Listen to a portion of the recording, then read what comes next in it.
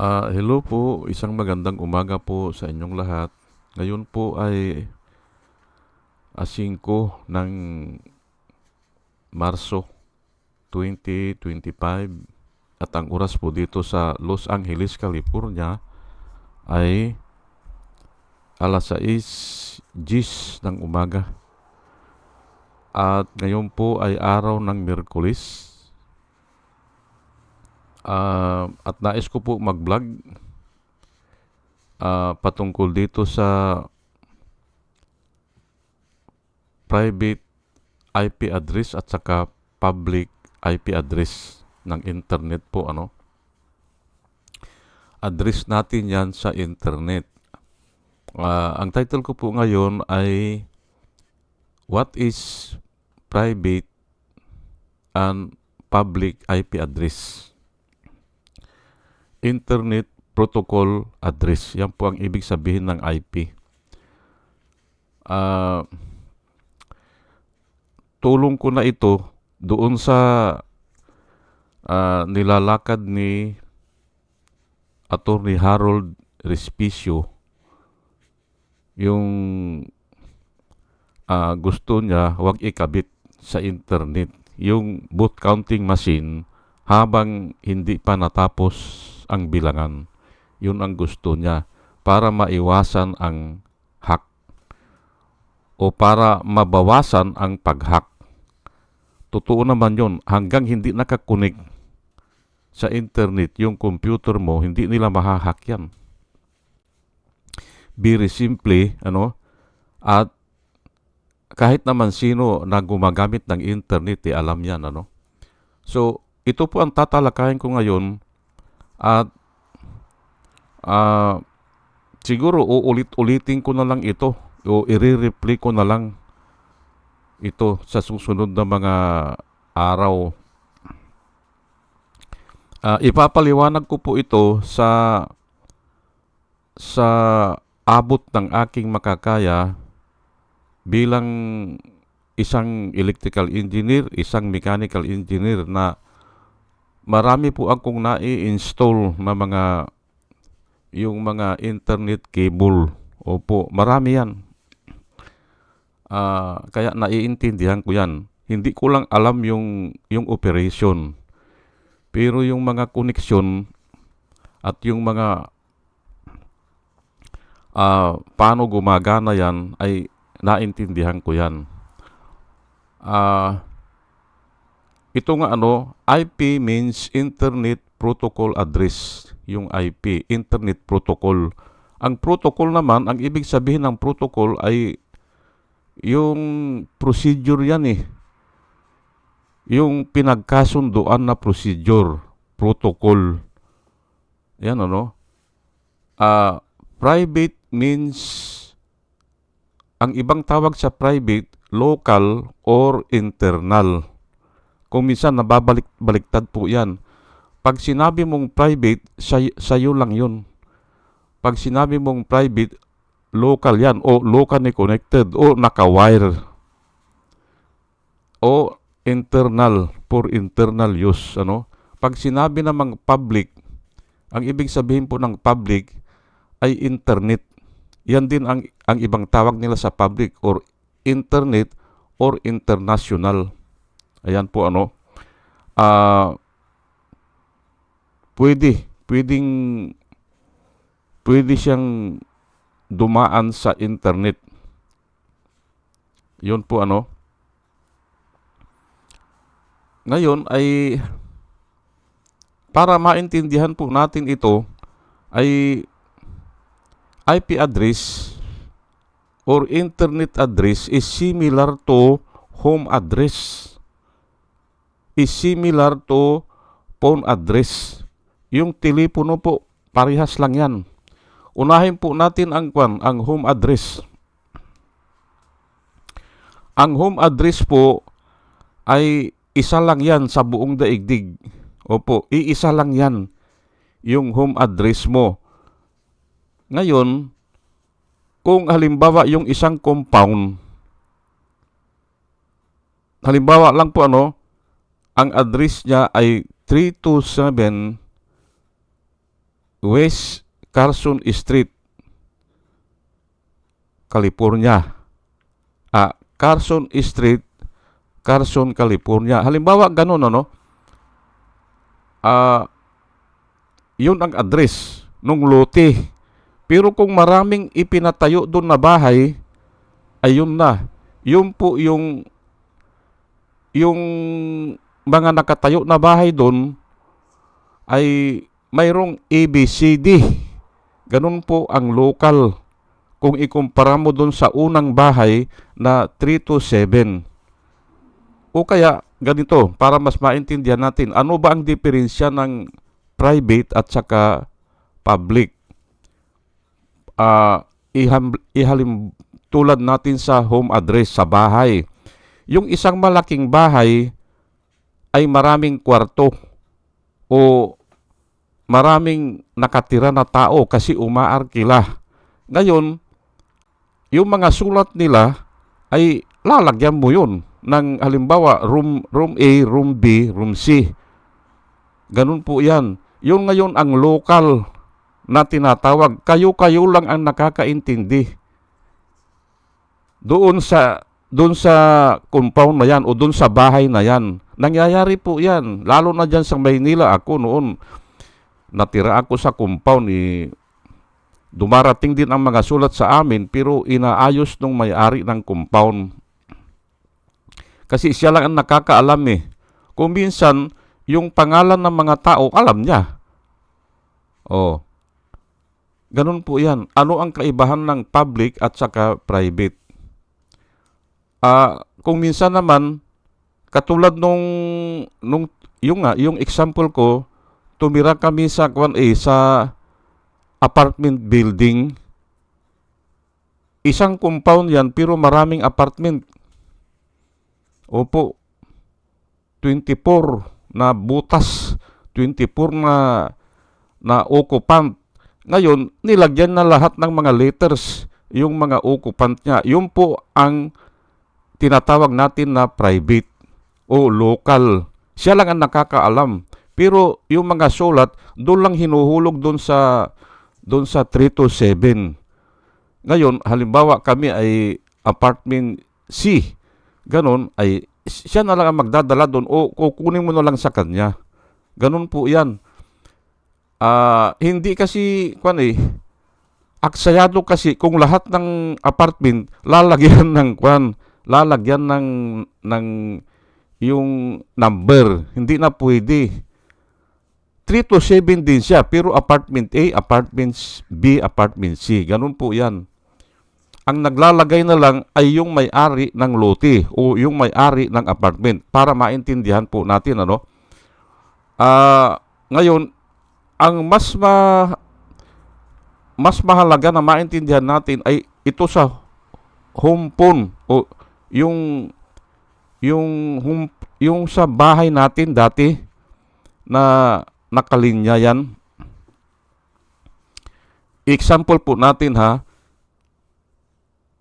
yung phone number natin, yung tinatawag natin na hotline, yung po yung equivalent ng public IP address, yung hotline. Pero nga ay hindi naman halimbawa sa isang kumpanya o sa isang hotel o sa isang compound, hindi naman lahat yun ay magkakaroon ng hotline. Hindi. Usually, sa isang kumpanya may switchboard. At yung lahat na nakakonekta doon sa switchboard, local ang tawag doon. Halimbawa ako ngayon, doon sa opisina ko, local 122 ako. Yung ngayon yung local number ko. Hindi ako makakatawag sa labas kung hindi ako dadaan doon sa PEBX.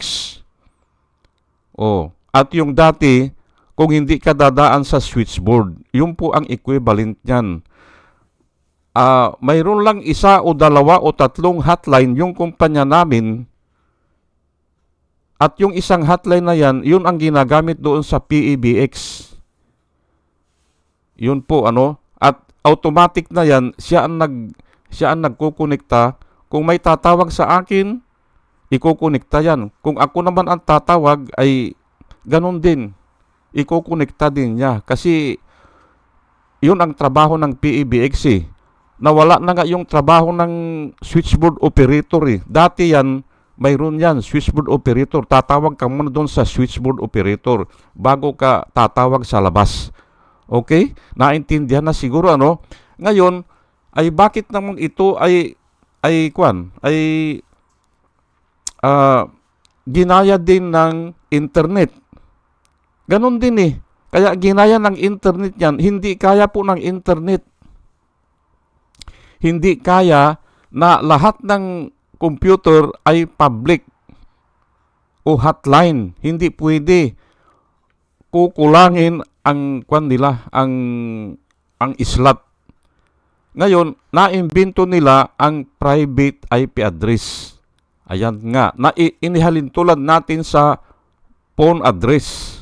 May local.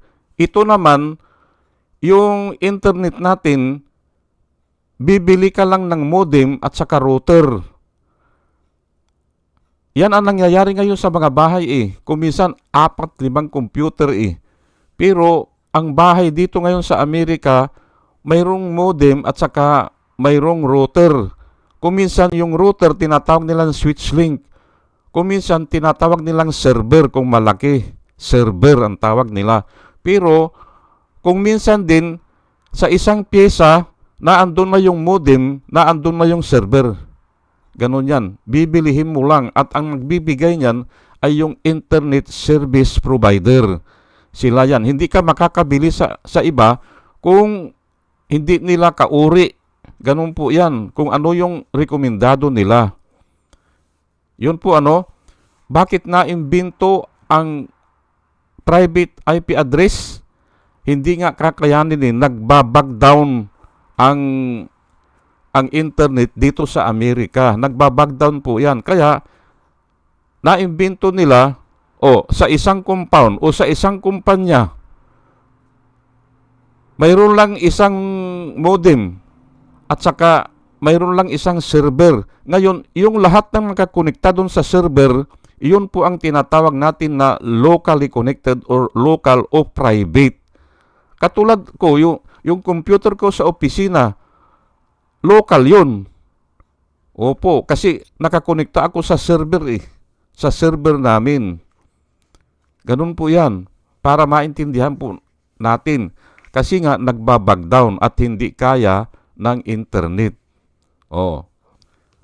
Ngayon, ito po, ang purpose kasi ng modem, inaayos niya lahat ng requirement ng internet service provider. Inaayos niya. Ano ba ang requirement yan? Aayusin po ng modem.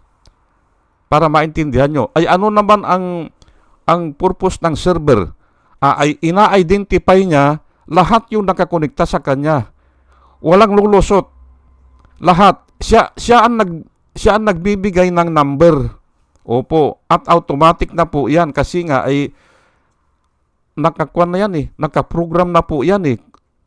Kahit anong bansa, automatic na yan. I-identify niya lahat ng nakakonekta doon. Okay. Ngayon, ito po, itong ginamit nung 2022 election, itong 192.168.0.2, identify po yan na isang private. Opo, kahit na sino po ang IT expert, ipakita mo lang yan, sasabihin niya, ay private yan, sabi niya. Ay, kaninong private yan? Tanungin ko kayo, kaninong private yan o kaninong locally connected yan? Doon po sa server ng Comelec. Sa kanila po galing yan eh. Ang nag-identify niyan ay Comelec. Yan daw ang nagpadala. Yan ang nagpadala ng boto na kung saan ay 51% po ng boto ng buong Pilipinas, yan lang ang nagpadala. Which is contrary doon sa alam natin.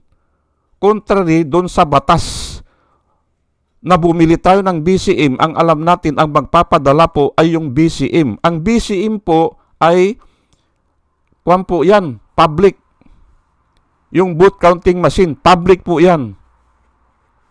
Kaya siya ay makakadaan sa telco o sa transmission line ng telco, kung ano man yan, kung Globe o Total o Smart o PLDT, makakadaan siya kung public siya. Ngayon, hindi makakadaan ang isang private. Kasi nga yung private, doon lang siya sa local niya eh. Makakalabas siya kung makikiusap siya doon sa server. Pero identified siya. Ganun po yan. Makakalabas lang siya o makakakuha siya ng impormasyon kasi nga nakikidaan siya sa server. Na yun naman ay kwan yun. Yung server kasi kwan yan eh. Konektado na yan sa kwan eh, sa kwan eh, doon sa external, yung modem, konektado na sila. Kaya doon sila dumadaan. Katulad ko, kung nagse-search ako, nagbabrowse ako, itatype ko lang doon sa opisina. Ang title ko ay halimbawa ang buhay ni Andres Bonifacio. Darating na sa akin yung mga ito ang mga website na nagtatalakay ng buhay ni Andres Bonifacio. Hindi ipapadala doon sa katabi ko. Hindi ipapadala doon sa ibang computer kung hindi sa akin. Kasi ako nag-request na-identify ako nung server. Ganun po yan. Kaya bubuksan ko na lang yung mga website. Pipili na lang ako. Ganun po ang ibig sabihin yan. Ngayon, ay ito nga uulitin ko lang yung 192.168.0.2 ay private po yan. Private doon sa Comelec server. Ay bakit yun ang nagpadala? Hindi ba? Adi kalukuhan yan. Malaking kalukuhan po yan nangyari na dayaan dyan sa eleksyon. Dyan sa 2022 eleksyon. Napakalaki po na dayaan yan.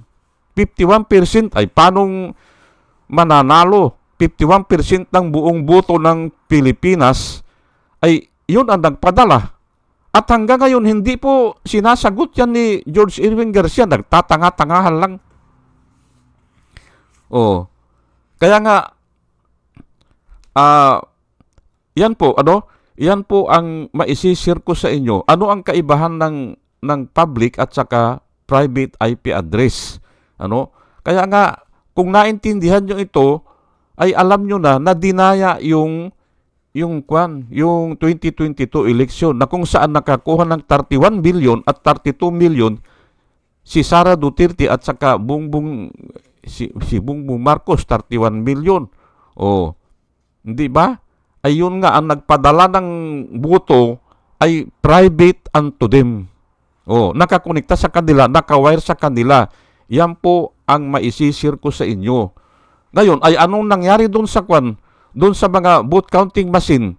Ay namonitor nga nila, alauna pa lang nagpapadala na alauna pa lang ng hapon nagpapadala na. Kaya nga, yun ang sinasabi ni Attorney Respicio na dapat wag munang ikonekta yan.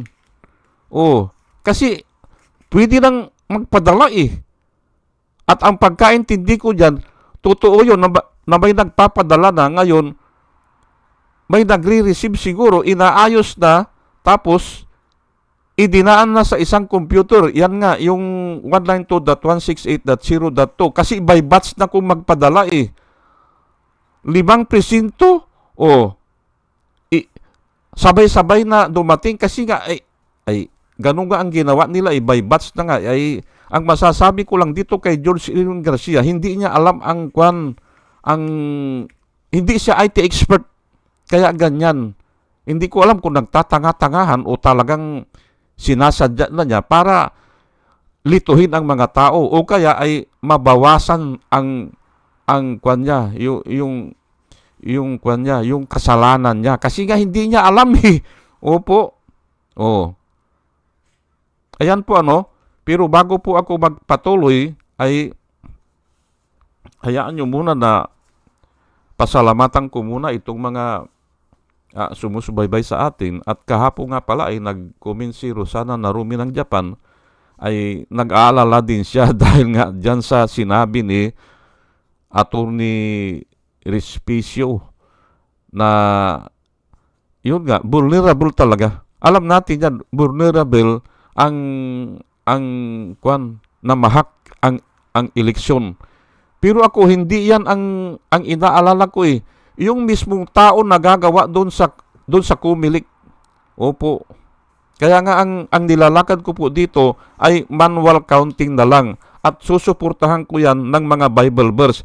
Pero hayaan nyo muna na pasalamatan ko muna itong mga subscriber po natin. Bibilisan ko lang po si Rosana Narumi ng Japan, Al-Ulalia ng Bacoor, Pampanga. Salamat po sa inyong lahat.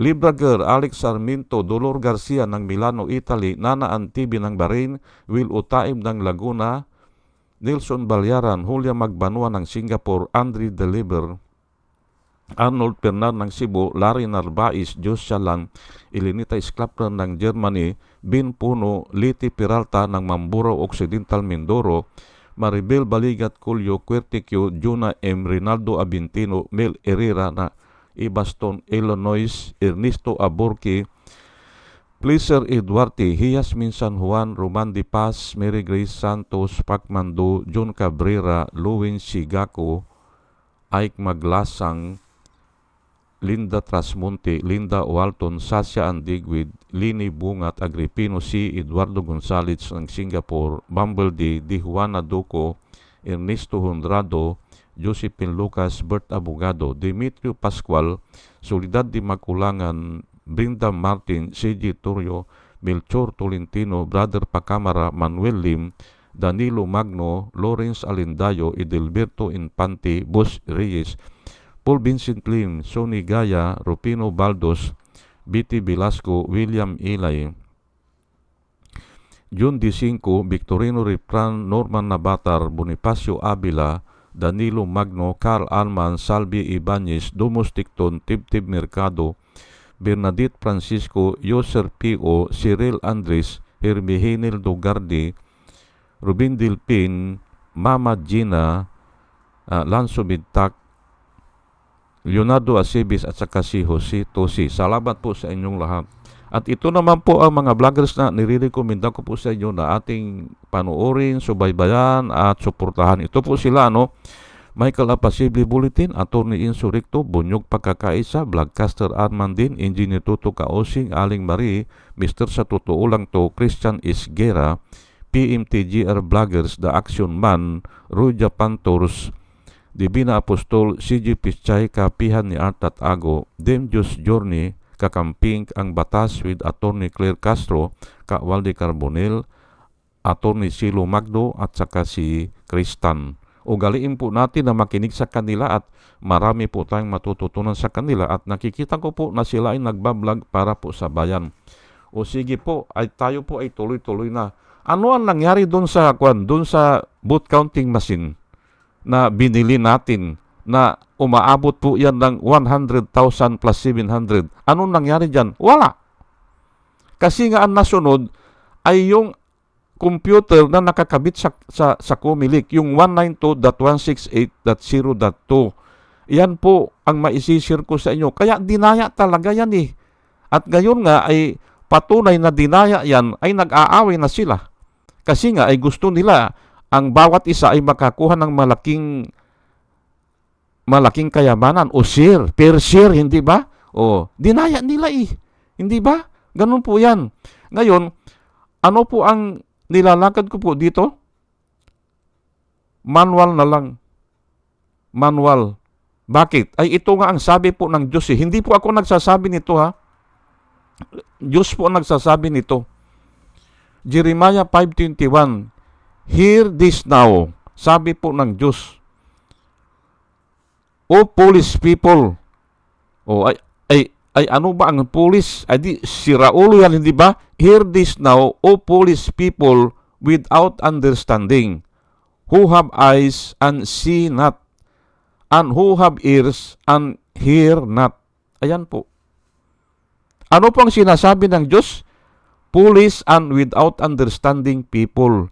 Yung may mata, hindi namang ginamit. Hindi kasi natin ginamit ang mata natin sa pagbilang. Katulad nga ng sinasabi ni Attorney Respicio, parang basketball lang yan o naglalaro ng soccer o ng football, ay Pag nakita mo na na-shoot, iiskuran mo. Pero nakikita mo. Ay dito sa computer, wala eh. Sino nakakakita dyan? Yung mga teacher, hindi. Hindi nila alam yan. Oh. Kaya nga, pwede nating sabihin na wala silang understanding. At kung tuloy-tuloy yan mangyayari, tuloy-tuloy yan, pulis. Hindi po ako nagsasabi niyan, ay ang Diyos po. Pero para sigurado tayo, ay kukuha pa tayo ng, ay hindi lang si Jeremiah nagsasabi niyan eh. Halos lahat po ng Biblia, yung author ng Biblia, lahat ng libro, may ganyang pagkasalita.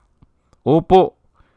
Ay wala lang akong time para isa-isahin eh. Pero okay na siguro. Makikita natin yan sa Mark 4:9, Matthew 13:9, Luke 8:8, at saka sa Revelation 2:7. Makikita po natin yan. Parang ganito po ang pagkasalita, ano? Then Jesus said, si Jesus Christ po ang nagsalita nito, He who has ear to hear, let him hear. Yan po ang sinasabi niya. He who has ears to hear, let him hear. Gamitin natin Gamitin natin ang ating mga mata. Gamitin natin ang ating mga tainga. Ang masasabi ko lang dyan, kung sino man ang nag-propose niyan, yung automated counting machine na yan, ay aywan ko, si Miriam Defensor Santiago ata ay tanga.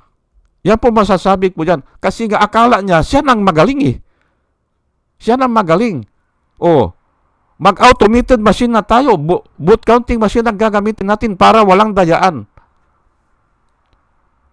Anong nangyari? Anong nangyari? Kaya nga lahat ng panukala ng tao, sinasabi ko dito, lahat ng panukala, lahat ng endeavor ng tao, kung hindi mo sinangguni sa Diyos, wala yan. Wala mangyayari dyan. Gumawa ka pa ng batas. Batas na yan at yan nga ang sinasabi ni George M. Garcia na nasa batas kanya, nasa batas. Sabi niya boot counting machine. Ayun na nga Pero ang batas po, walang kwenta yan kung gawa lang ng tao yan Hindi ba na tayo ay para walang dayaan, para maiwasan ang dayaan? Hindi ba? Kasi noon dagdag bawas lang At usually po, ang dagdag bawas, nangyayari lang yan sa Mindanao. Diyan lang po nananalo si Gringo Honasan at saka si Kwan. Naglalan slide sila dyan. Si Enrile, hindi ba? At saka yung dayaan kay Coco Pimentel at saka kay Kwan, kay si Subiri. Diyan nangyayari. Kaya ang sabi nila, Kwan na tayo.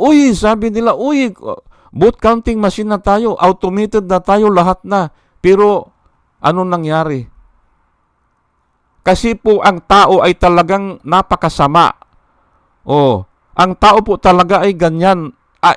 Ay hindi mo nga maisip kung ano pang gagawin nila At ito nga, kung yan ay matutuloy pa ngayon, kung yan ay yung boot counting machine pa rin ang bibilang, ang mananalo po dyan ay yung number 1, yung may pera.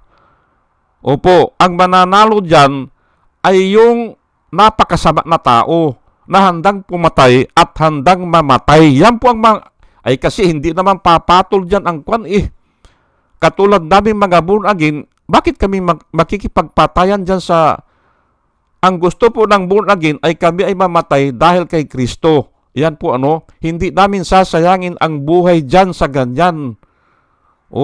Pero kung sa katotohanan pwede. Sa katotohanan pwede kasi nga Jesus Christ, I am the way, the truth. Truth siya Kung mamatay ka man sa katotohanan, maaring save ka Kasi kung namatay ka dahil kay Kristo, ay pwede kang masave. Kasi ang unang masisave kasi yung namatay nang dahil kay Kristo o nang dahil sa mga nilalakad mo yung mga salita niya. Ayan po sigurado po yan sa heaven yan.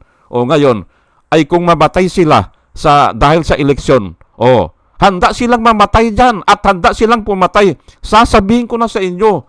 Bakit? Ay kahit mahuli yan babayaran lang nila ang judge Hindi ba? Paano mabibilanggo yan? Ang lalakas ng loob yan. Kaya dapat iwasan na natin yan. 5 tao lang ang gagawa niyan na maghahak na ganyan o dadayain ng eleksyon, kaya na eh. Ngayon, kung sa presinto, hindi nila kaya yan. Bakit? Ay maraming presinto eh. O, 100,000 ang presinto. Paano nilang guguluhin yan? At saka sa bawat presinto, may mga kwan din. May mga magagaling na tao. Hindi nila pwedeng kwan yan. Dayain. Kasi nga ay bawat baryo o bawat presinto, mayroong kinikilala dyan eh. O, na magaling, na matapang din, hindi ba? Na mayaman din, hindi ba? Hindi nila kaya. O, kaya nga ang kuwan ko sa inyo, balik na lang tayo sa manual counting.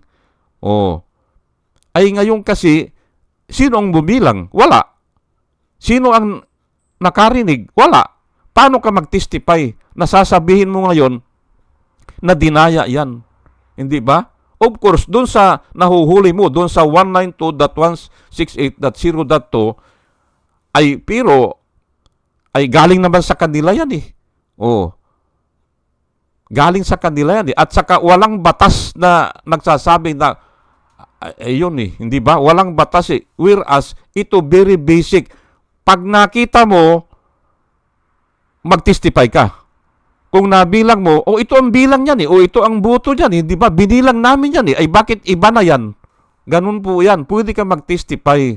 Yan po ang nilalakad ko dito. O sige po, at hanggang dito lang po, at medyo mahaba na, at pagpasensyahan nyo po, kasi nga ay kulang nga po ang oras eh. Pero baka ulitin ko na lang ito sa isa pang week, At dalayan ko po sa aking pagbablog na ito, yung nakikinig po ay sana ay magkaroon ng wisdom na nanggagaling sa Panginoon. At muli, mga kababayan, mga minamahal, isang magandang umaga po sa inyong lahat at salamat po sa inyong pakikinig. Salamat po ng marami. Salamat po.